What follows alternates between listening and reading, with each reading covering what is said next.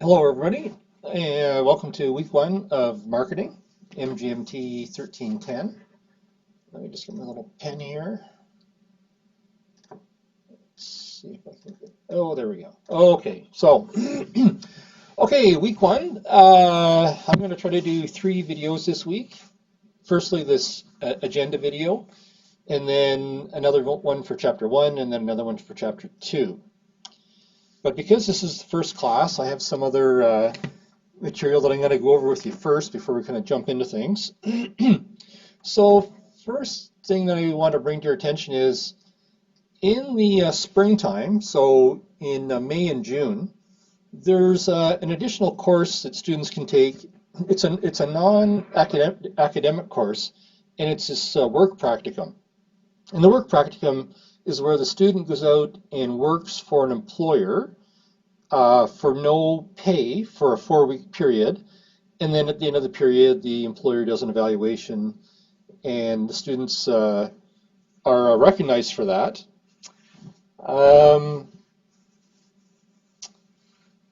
And the best way that these work practicums work is for students to approach an employer that they're interested in gaining some work experience with. And sometimes employers approach NLC saying that they're looking for students, but we cover such a large geographical area that where employers are located and where students are located are not necessarily the same places.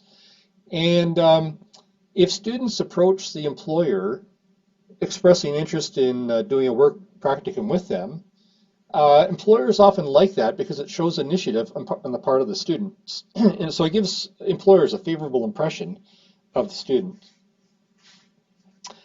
Last year we had, I think we had a total of 7 people in these practicums, and 2 students ended up with employment afterwards.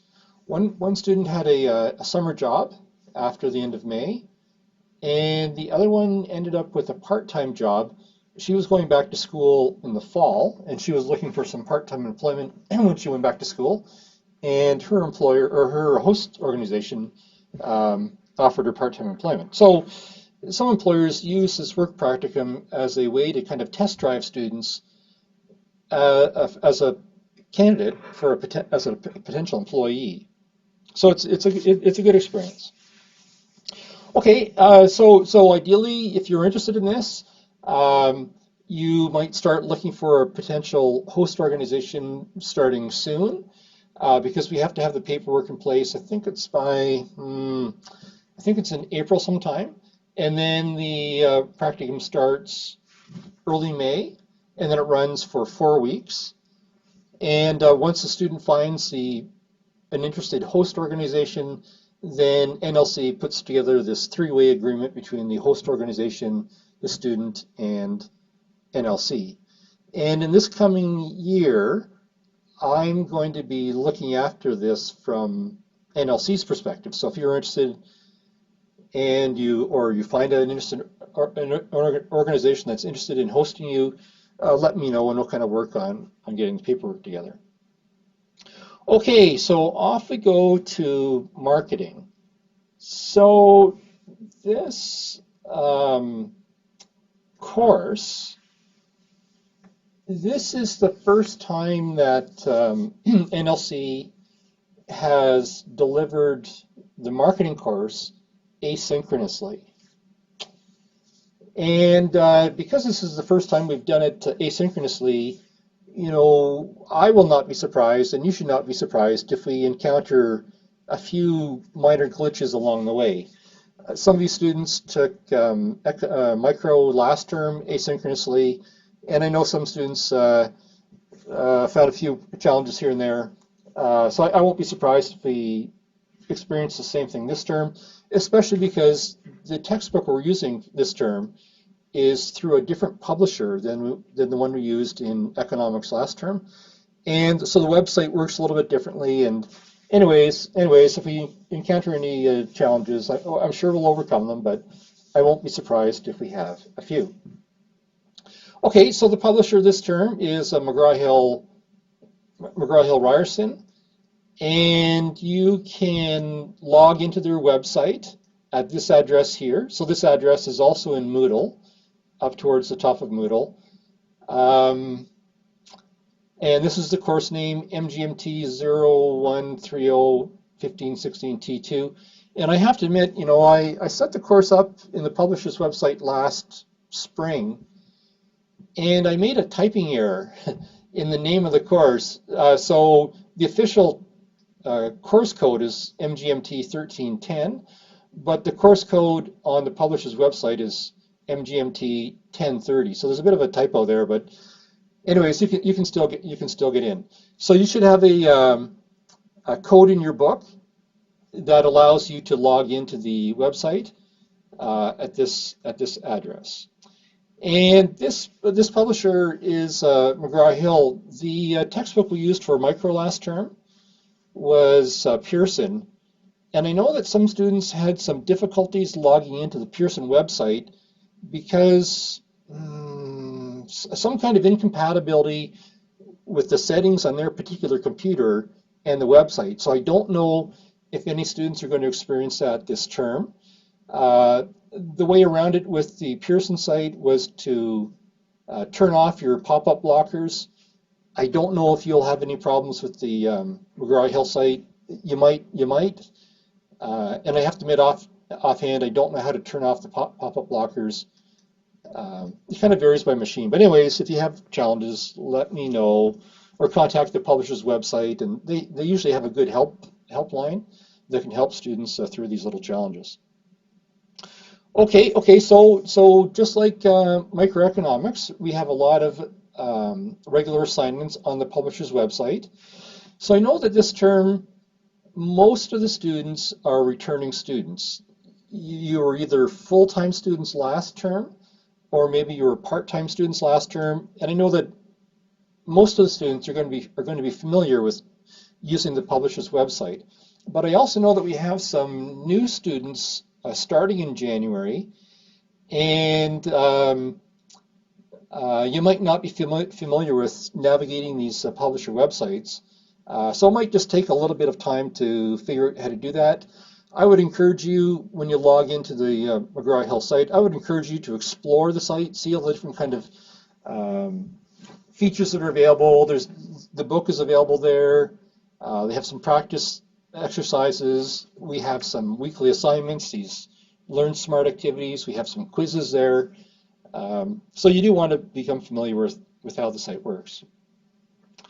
Okay, I'll come back to that in a minute. So next little topic here is the course schedule. So there's a copy of this in Moodle, in the course outline in Moodle. Oops, I should just, oops. Anyways, I have my own little version here, and of course I made a big mess. So I have my own little version here. The textbook we use has 20 chapters, and we go through 16 of the chapters. We omit 4 chapters, 12, 14, 16, and 20. And for the most part, we do 1 chapter per week, but at the beginning of the term, there's a couple weeks where we do 2 chapters. And we pretty well go through the book in sequence, with the exception of the few chapters that we skip. And then we have, so I've kind of condensed the whole schedule on my own little calendar here. I just have the weeks chronologically, have the chapters, and then I made a big master schedule of all the assignments. But there's another copy of this. It doesn't look like this, but there's a copy in the course outline posted in Moodle. Okay, so we have a schedule. So we start, the course is 15 weeks long. We do 9 chapters in the first 5 weeks. Then we have a midterm exam. The midterm exam is the week before reading week, and then we have reading week, the week of February 15th to the 19th. We don't have any classes that week. And then we come back and we finish off some chapters, and then we have some remaining assignments due. And then in the final week, we have a final exam on Thursday, April the 21st. Oh, I think it's first thing in the morning. I think it's from 8:45 until 11:45 in the morning. So just a heads up for students who are part-time students.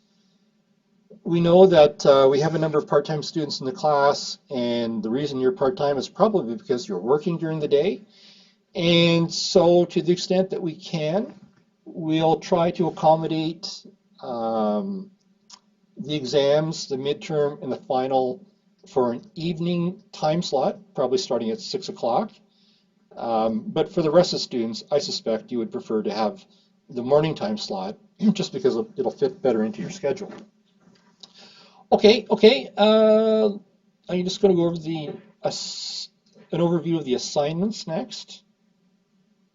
Assignments, just a sec. Okay, here we go here. Oops. Okay, so in this course, we have some weekly chapter assignments that are due on the publisher's website, and these are the so-called Learn Smart assignments. And okay, so there's one per chapter. So some weeks we do one chapter, some weeks we do two chapters, so you might have one or two Learn Smart assignments per week. There are 16 chapters that we do in total. Each one of these assignments is worth 0.625%. And so the whole set of the 16 assignments is worth 10% of the final mark. And then we also have some quizzes. So these Learn Smart assignments are on the publisher's website. These quizzes are also on the publisher's website. There are 4 of them. They're worth 5% apiece, and so in total they're worth 20% of the final mark. And each part of the quiz has 3 to 4 parts, and one part corresponds to an individual chapter. And the way the publisher's website should be set up is you should be able to do the quiz parts at any time. And for those of the students that are returning from last term, or the students that had microeconomics last term, you know we had the publisher's website set up so you could do the quiz part corresponding to a particular chapter at the same time that you did the last term. It was called a Quiz Me, but this term it's called a Learn Smart activity. So the publisher's website should be set up the same way. So you can do the quiz part at the same time that you do the Learn Smart activity while the material is still fresh in your mind. That's the way it's supposed to be set up, and I think it is set up that way. Okay, so we have those 2 publisher-based assignments worth a total of 30% of the final mark. Then we have a midterm exam on Tuesday, February the 19th. It's 2 hours long. We're going to schedule it for first thing in the afternoon for the full-time students, and we'll try to schedule an evening session for the part-time. So the midterm is on campus, in Moodle, closed book, covers chapters 1 to 9, and it's comprised of 60 multiple choice questions. And then at the end of the course, we also have a final exam on Thursday, April 21st, 2 hours long, first thing in the morning for full-time students, and we'll try to set up an evening time slot for the part-timers. And the final exam is on campus, in Moodle, closed book, and it only covers the material in the second half of the course, so chapters 10, 11, 13, 15, 17, 18, and 19, and it is also comprised of 60 multiple choice questions. So we have, okay, and that's worth, oops, I didn't write it down there. Midterm is worth 20% of the final mark, and the final is also worth 20% of the final mark. Okay, so we have 2 other assessments in the course. The big one is the marketing plan. It's due at the end of April, Friday, April the 15th. It's worth 20% of your final mark, and you can do it in groups of self-selected groups of 1 to 3 students. And the introduction to the marketing plan is this PowerPoint presentation assignment due in the middle of March. So what this PowerPoint presentation assignment is, it's a preliminary look at your marketing plan. So we're forcing you to start thinking about your marketing plan early So you can kind of pick a business, sketch out some of the major topics that you want to cover, start doing some research, and then you'll do a PowerPoint presentation, and that's worth 10%. Let me just check. I should have wrote this down. Oh no, so it's only worth yeah, it's worth 10% of your final mark, 10%. And then so I give you some feedback on that, and then you continue to finish off your marketing plan for the end of the term based on the work that you do originally and based on my feedback. Anyway, so come back to the marketing plan later. There's a template on the website, so it's kind of a form that you can use to guide you. And there's a very good example of a marketing plan in the book at the end of chapter 2. So you're well advised to read the one in the book to get a sense of what an ideal marketing plan looks like. Because the one at the end of chapter 2 in the book, it's like the perfect. It's the textbook example of a marketing plan. They did a lot of work on it, even though it's hypothetical. Or at least I believe it's hypothetical. Okay, so that's the nature of the assignments for the course. So let's just go back to my agenda here. Oops. Oh, there we go. Better get rid of that stuff. Okay, so we just looked at an overview of the assignments. Okay, so your first assignments are these Learn Smart activity assignments on the publisher's website. During the first week, we cover Chapter 1 and Chapter 2, so you have a Learn Smart assignment due at the end of the first week, covering Chapter 1, Chapter 2, and our deadline is going to be Sunday evening at 11:59 p.m., and that's the schedule throughout the whole course for these weekly assignments. Okay, and then the first quiz number 1 has 4 parts covering chapters 1, 2, 3, and 4, because we do chapters 1 and 2 in the first week, chapters 3 and 4 in the second, and that quiz is due at the end of the second week, so by Sunday, January 17th, also at 11:59 p.m. Okay, so what does the publisher's website look like? So you're going to have to figure out how to get into this site. So here is the web address. Just type it in your browser, and I'm going to guess it brings you to it. The reason I say I'm going to guess it brings it to you is because I'm an instructor and I have different access than you, but it certainly works for me, and I mean, anyways, it should work for you as well. But I haven't tried it from the student perspective. That's the thing. Okay, so here's the information that you need to log into the website.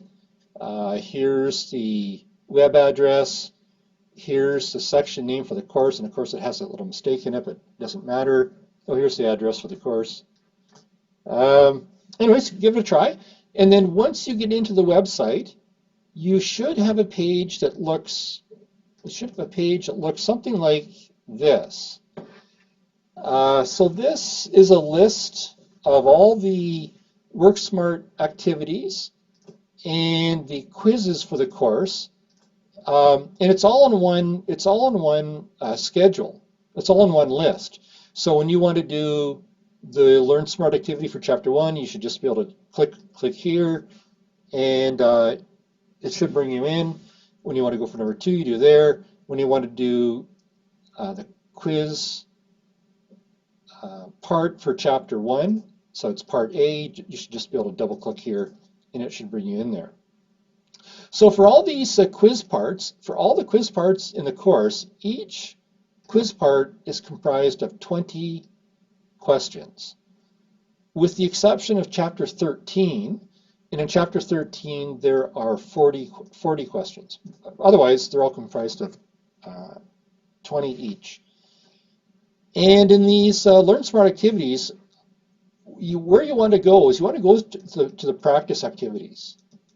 And you're just going to have to go to the publisher website and kind of experiment and play around until you find that the practice exercises I think I also have another picture of what the publisher's website looks like that contains these practice exercises. I created another little file at the top of Moodle that has some screenshots of the publisher's website, so you might want to check that out. Okay, so off we go. Off we go to chapter 1 here, or just before we start chapter 1. Okay, so in the first week here, we're going to do chapter 1 and chapter 2. And as you can guess, this is an introductory course in marketing. And a significant aspect of this course is introducing students to marketing vocabulary. And I'm going to point something out to students that are full-time students. Part-time students might not really appreciate this, but the full-time students will. The marketing textbook we're using is designed a little bit differently than the business law textbook that we're using in business law. And the way it's different is, in the business law textbook, you know, you've got your double pages. You open up the book, page 1, page 2. In the law book, you have this content and you have these margins. And the law book is actually quite good about putting new terminology in the margins. So if there's an important legal concept, they'll put it in the margin, and then it refers to something in the main body of the text. But in this marketing book, the book is not as good as the law book, and so the marketing book does not highlight the new concepts in the margin as well as the law book. But because this course is significantly kind of a marketing vocabulary kind of course, it's an introductory course, when you are reading the book, I would encourage you to somehow make notes or keep track of all this new marketing vocabulary that you're learning. You're going to have to keep track of these the new terms on your own. It's not going to be highlighted very well in the main body of the text, but you can be sure that these are important concepts. So you're going to have, I would suggest that you try to keep track of this new vocabulary because it'll help you on the tests and the assignments. Okay. So anything that looks like a marketing concept, I would highlight it or flag it or keep track of it in another list. Anyways, so that's those are all my comments for this introductory video. And then I'm going to do a separate video for chapter 1 and another separate one for chapter 2. So welcome everybody to Marketing MGMT 1310. And I hope you'll enjoy the course. One thing you will discover, I think you'll discover quite early on in the course, is that marketing is a very broad field and it's a very sophisticated field. And that's partially why I would encourage you to try to learn the vocabulary. The book is somewhat encyclopedic in nature. It tries to, or it addresses many aspects of marketing, but each one of the topics the book addresses, I mean, this is just kind of an introductory textbook summary of the issue, but usually these topics can expand quite significantly. Anyways, so I think you'll discover quite soon that even though I like to think that students have a bit of a natural, I think that all people have a bit of a natural understanding of certain aspects of marketing, but you'll discover quite soon that it's quite a sophisticated field. And if you're interested in marketing, well, I think you'll enjoy the course. Okay, so that's it, and that's it until the next video. Talk to you later.